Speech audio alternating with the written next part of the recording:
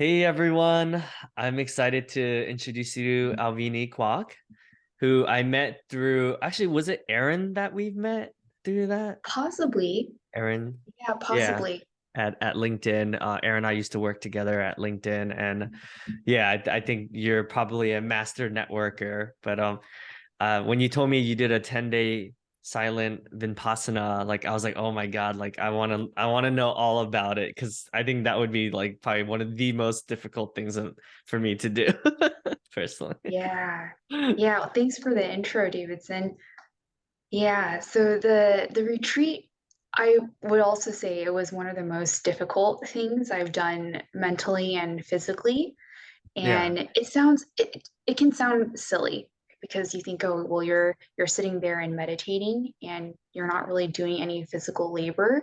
But Mhm. the mental challenge was being able to sit through any kind of feelings that would come up, uncomfortable feelings, pain that would come up, and there'd be times where we'd have to sit for an hour without moving any of our limbs. And Oof. so I think I should backtrack a little bit and talk about what the experience was. So I Yeah. decided to attend this course because I wanted to learn how to just be present to reality, be present with whatever came up for me, and be able to move through difficult emotions by accepting them for what they were instead of pushing them away.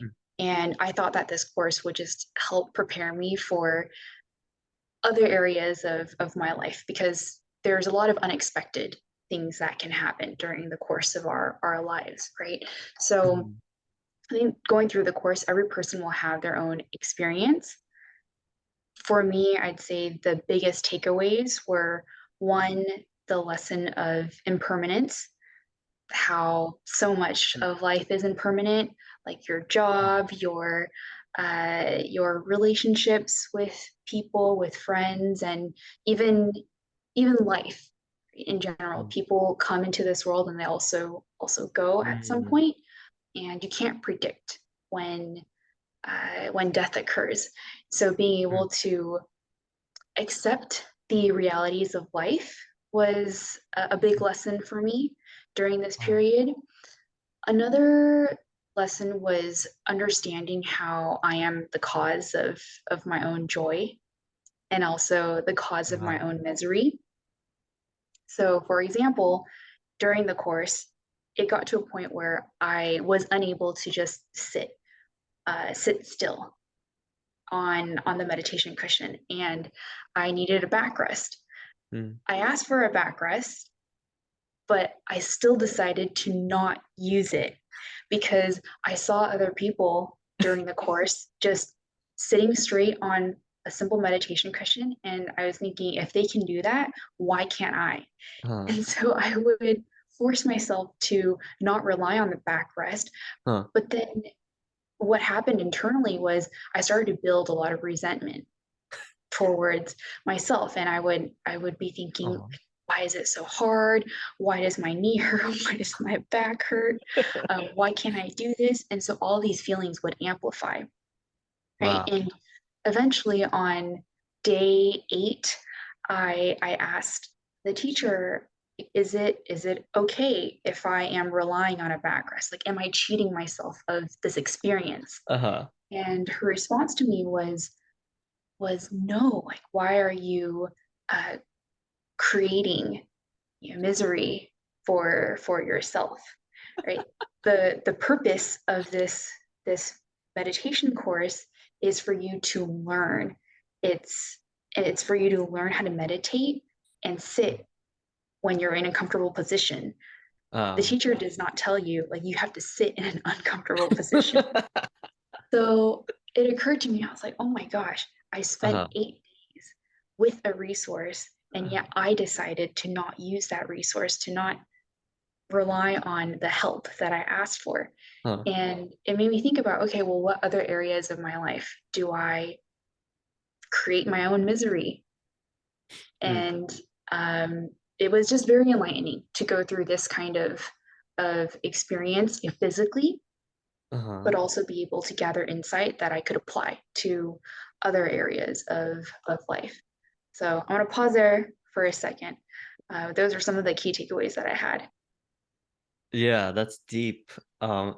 So I think, well, I think it's fair, right? I think we always compare ourselves to others. So it's like, oh, these people, like, they seem so at peace and they're not complaining Yeah, about their back. Like, what makes them, how come they're not like struggling? Or maybe they are and we just don't know, right? It's like, exactly. yeah, that's Yeah, and you bring up a really good point about the comparison, this need for comparison that we may have. Mhm. And what was another lesson from this course was that um, you hear the term like comparison is a thief of joy, or this phrase, comparison is a thief of joy, right? Yeah. And this goes for anybody who ends up going through the course, is that my experience may be very different from yours. And so go in with an open mind without expecting like, oh, you're going to have this grand realization, because Huh. if you expect that and you don't get it, then you're going to be disappointed. Mm. So one of the other takeaways was when we have these really big expectations, when we crave something and we don't reach that goal and we get super disappointed, if it gets to a spot where it starts to, um, like this reaction starts to manifest in the form of negative like thoughts about ourselves, negative stories and narratives about ourselves, then those are things that we carry with us inside our body, Mm. right? And so I think my lesson there was to just acknowledge that if something doesn't happen the way we expect it, Mm. if you want to be like truly liberated in life, you have to learn how to detach yourself from this outcome. Mm. So it's not that having these goals or aspirations are bad. You can still have these goals, but if you're Mm. so attached to the outcome that it affects the way you think about yourself and your Mm. self-worth, then you're constantly chained to this external factor. Mm. So that's what came up for me. And I'd actually love to ask you this, Davidson. Like, do you find areas of your life where you notice maybe detachment to an outcome and how that's affected the way like you go about living? Oh man, that's a deep question. I definitely think um I think being Asian, like we have a lot of attachment to career success, right? The context of, I mean, maybe most immigrants, right, come in Mhm, with like, oh, my parents sacrificed whatever it is they had to migrate to a different country and, give us a better life. So I owe it to them to at least be successful, at mhm, least on paper. That's sort of what the narrative is. I to answer your question, I would say like career wise, I it's like, and I think comparison, it's hard to not compare, right? Like, I worked at mhm, LinkedIn, so I think LinkedIn is very guilty of, man, like mhm, seems like everyone's crushing it in life and like here mhm, I am like still playing catch up, But objectively speaking, like I'm actually doing pretty well, but it takes a lot of like being with myself and like turning off like deleting social media off of my phone for like, a month for me to like be able to make that real come to that realization. mhm, But I think I would say I get attached a lot, like specifically to like body image. Like I'm like, oh, when mhm, I was running like cross country and stuff, like I weighed like 120 and now I'm like close to 150, but mhm, I mean I'm more muscular now, right? But I'm just like, oh mhm, man, like it used to be like easier to like not have as much belly fat. mhm, mhm. Yeah, there's even that comparison to a past version of ourselves that Mm. we think is better, Yeah. right? Yeah, and something that you pointed out earlier was this idea of what success looks like. Mm. So I wanted to ask you if you could define your version of a successful life, what would that look like for you? I think that's the scary part, right? I feel like I'm already living that, and then saying that, it's almost Uh, like a bit of survivor's guilt because it's like, oh, here all these tech layoffs, and like, some of my friends are just trying to like find someone to marry, and like, yeah. I just bought this amazing Model Y, like Tesla, and I'm like, oh, life is good.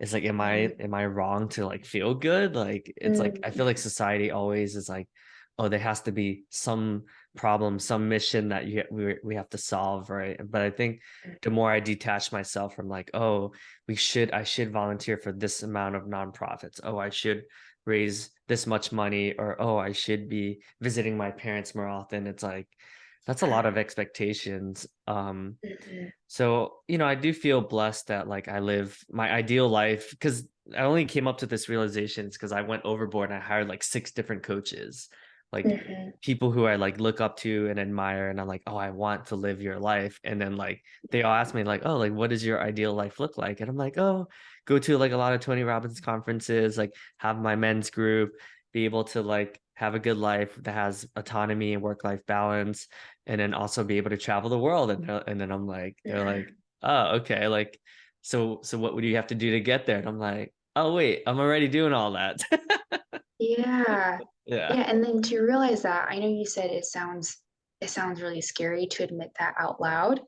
Hmm. What is it that makes it scary to say like, oh, I am living the life that I want?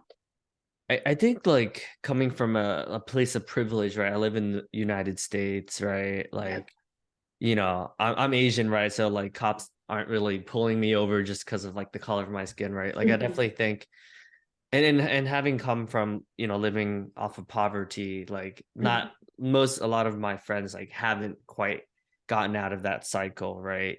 Mhm. So I do think, I don't know. I think it's just like society says like, oh, like when you're older, like you will have all this wisdom and stuff like that. And I don't know. I just think it's just interesting because I think society has so many expectations of us. And Mhm. I'm starting to see that like, oh, okay, as long as I live life on my terms and I'm happy, and I have high quality relationships with good people, like that's all that matters. Yeah, yeah, it sounds like you're creating your own set of expectations for yourself. And Yeah. in some ways I see that as detachment from what society says or what other people think they should be doing because you get to decide how you want your life to look like. And so it's Yeah. really neat to hear that yeah, you're already living the life that you want. Yeah. Yeah, I think Landmark helped a lot. Accomplishment coaching helped a lot. Tony Robbins. I think a combination of everything. EMDR. I think Mhm. I like really went deep into the inner workings of my soul, my mind. So I think I had to do that in order to like figure out like, oh, it doesn't serve me to like be addicted to LinkedIn, or like, oh, it doesn't serve me to like, like make this post in order to get a certain amount of clicks and likes. And I'm like, Uh-huh. oh, so I really had to like battle and like really see like, oh, like every time I won like an award at Yeah. LinkedIn or something, like it didn't really give me as much joy as I thought it would. Uh-huh. Yeah, I think what you're talking about here with like posting and not getting so attached to like the number of likes, like not getting so attached to these metrics in Yeah. some ways sounds very freeing for you.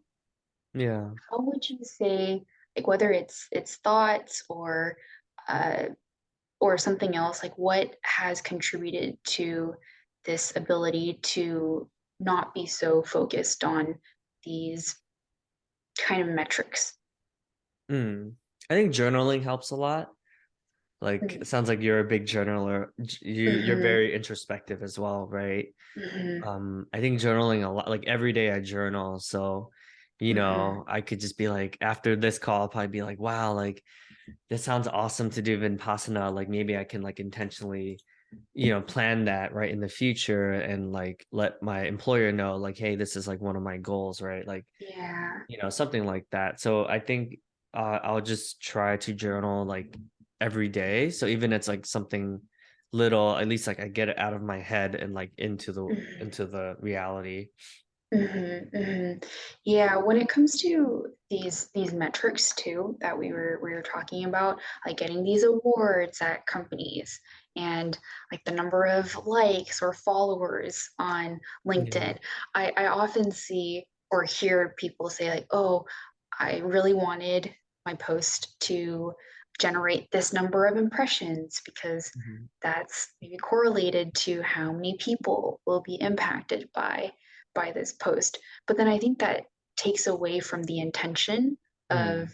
of sharing your knowledge in the first place, which is Mhm. I don't know, I guess everybody can have their own reasons for something like posting.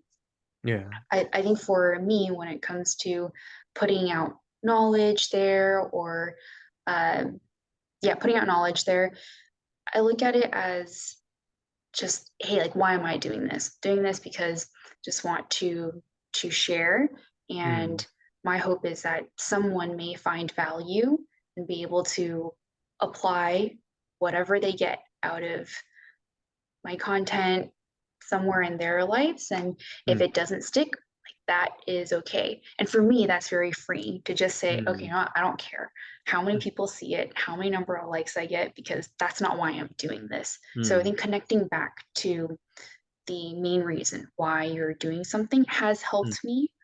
And I my guess is that maybe you resonate with some of that. Yeah, that's a good point. Because I do think, there's like two ways to look at it. I think there's like a lot of like, and maybe I'm judging here, right? But there's a lot of content that I used to relate to as like, why did this all this like weird content that I guess is maybe I look at it as like sometimes people want to detach from reality and like stupid things or like stuff that doesn't require a lot of thinking. Maybe those inherently get a ton of views on YouTube or Facebook or whatever because like it's in a way like escaping like the reality of life versus like Mhm, sometimes I'll put like really deep like mhm, topics, around like mhm, meaningful stuff, right? And like mhm, those don't always get like a lot of engagement. I mean, it's impactful. Whereas like when people reach out, they're like, wow, like that really caused mhm, me to reflect and be more introspective. So, but it definitely won't get like as many views, right? It'll be mhm, more of just like, so yeah, that's a deep topic. I do think to your point, when it's coming from like an authentic place, like a place of like for me like I'll write stuff that maybe at night like I'll wake up super early and I'm like, oh, I need to like I have this like spark of inspiration, like let me make a post about this or make a mhm, video about this. Those mhm. actually typically do pretty well because it's like very authentic. It's not canned, it's not like planned, it's like there's Yeah, like a straight from the genuineness. heart. Yeah. Mhm. It sounds and you're pretty good at that. It's if it feels like, right? Or seems like. Thanks. I try. Think I try to post from the heart. That also seems to be when uh, my writing seems to flow the Mm. most. And yeah, I just wanted to change the culture of of what people share. I think it's very refreshing when people show the imperfect sides of their life, Mm. and that it isn't all just um, like the truth is life isn't all butterflies and Yeah. rainbows. There's a lot of downs that people go through, and so we were just talking about my layoff Yeah. recently, and one thing that I learned from Vipassana was again that impermanence theme. It also Mm. just so happens to fall that Vipassana course fell right before I experienced the layoff, and I think the timing was very coincidental, but Mm. also meant to be, because I was able to see the layoff as a moment or just an opportunity where I could practice what I learned from Vipassana Mm. in real life. Mm. And yeah, I think for anybody who's interested in the course, it's also free. And I think it just attests to how like this is an experience that is accessible Mm. to anybody if they want to attend. And I think it also speaks to the nature of the course. It's like it's all donation based if you want to donate, um, but it's most importantly it's accessible. Yeah. Yeah, it's what like piques your curiosity where you're always seeking some sort of personal improvement or like a different level of consciousness. Like, was there like, would you say like a defining moment that caused you to really act upon it? Or That's a good question. I wouldn't say there's a defining moment. I think it's just this internal yearning to constantly learn about myself, learn how I relate to the world, to relate to other people. Mhm. And I think life is just a constant evolution of growth. The person that we are today is very different from the person we are yesterday. Mhm. Not even a person a year ago, I'd say yesterday, because every single moment we're making a new decision. And that decision puts us on a different path, a different trajectory Yeah. than maybe another decision.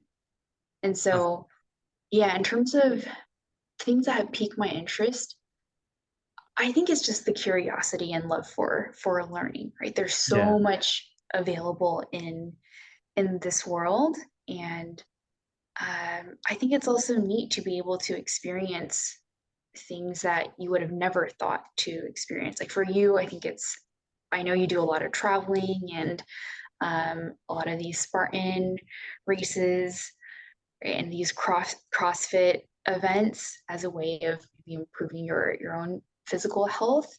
And Yeah. then for me, I think it's wanting to build up my mental resilience. Um, So looking at the spiritual path is just something that I wanted to explore in these last few years. hmm, that's awesome. And I'm sure you get this all the time, but I think you have this like a very pure like good-heartedness that is like I wouldn't say rare because like of course there's people that have it, but yours is like such a pureness that like I mean I'm sure we all make mistakes, like don't get me wrong, like I'm sure you know we all have our own Yeah, demons and stuff like that, right? But it does seem very genuine and very like your essence is very pure, you know? thanks. That's really nice, Davidson. Yeah. Were you always like that or No. No, no, no. I, that's interesting that you described my essence as very, very pure. I appreciate that, but I definitely would not say um, that I've made zero mistakes. I've made a lot of mistakes in my life, whether yeah. it's with people, like close friends, at work. Definitely made mistakes there, and I think that's inevitable.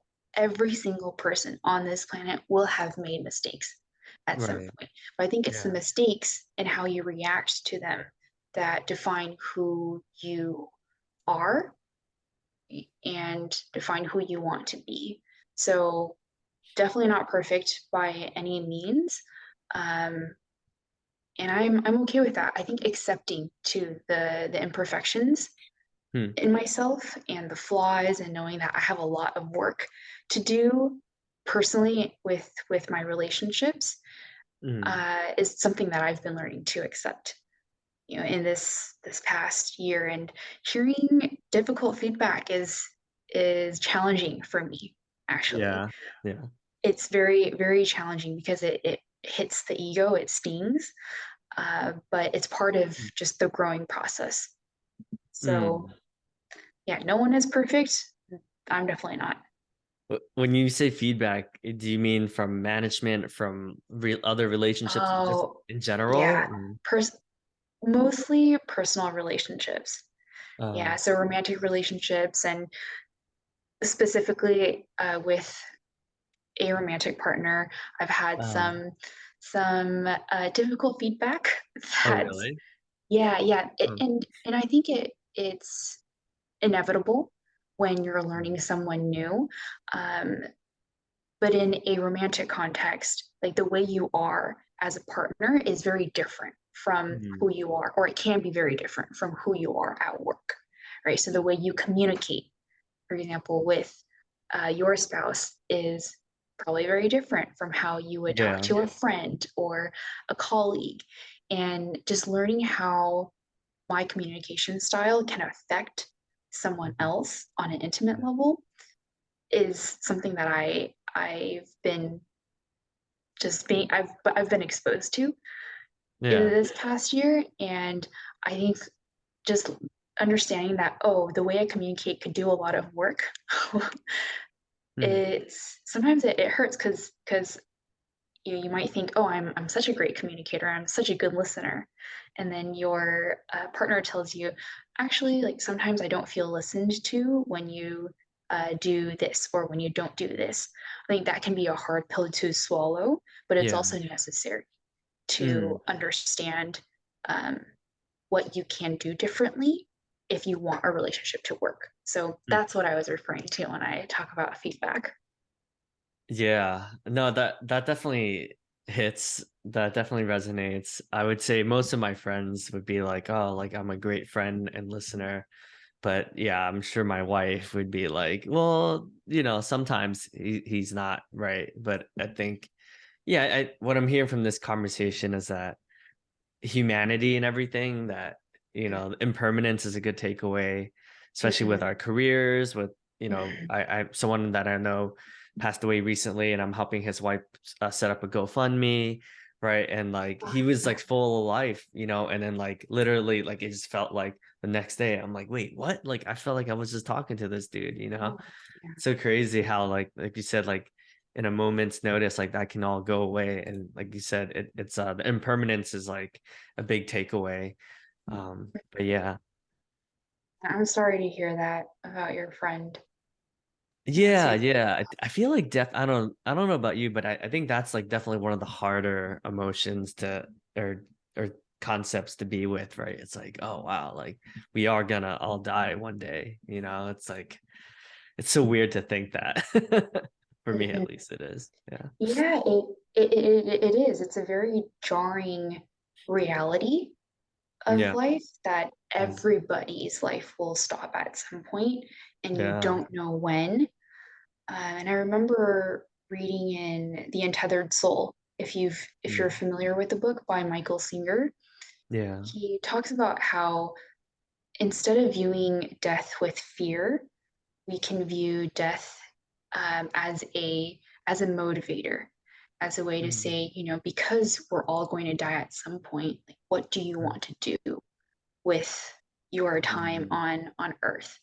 And I've Mm. been just carrying that with me because I do think it's very powerful, and it makes you think about, well, if I have only X amount of years to make an impact on people in my life, what do I want to do with that time?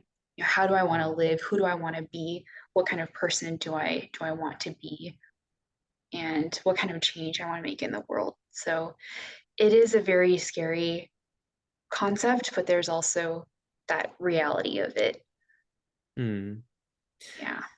Well, yeah, no, I think you have to go soon, but I just want to acknowledge you for, the intentionality of the legacy that you want to leave, your presence, your ability to listen so deeply, understand people so compassionately with love. And yeah, you're such a unique human being, and I'm so glad that, we've stayed in touch. And yeah, I have no doubt that you're going to continue to support your clients to reach all of their goals, and just be such a huge clearing for everyone. And with every conversation you have with folks.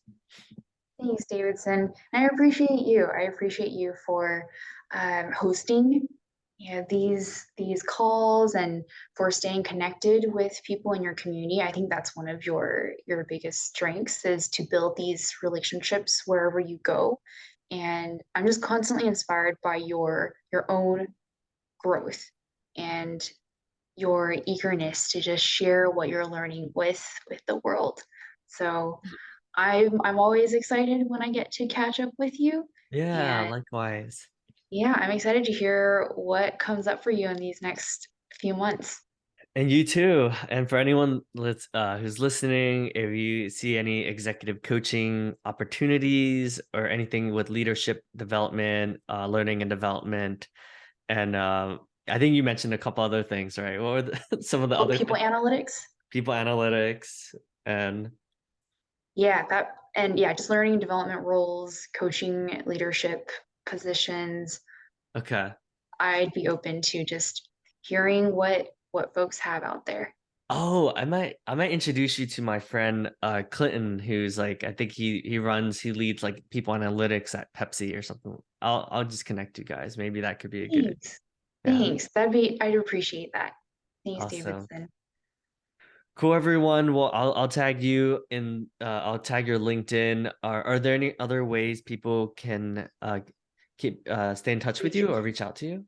Yeah, I think LinkedIn is great. And yeah, LinkedIn is great. We'll just Okay, keep it there. perfect. So I'll make a link to your LinkedIn and we'll chat soon. Take care. Thanks, Davidson. All right. See you, everyone.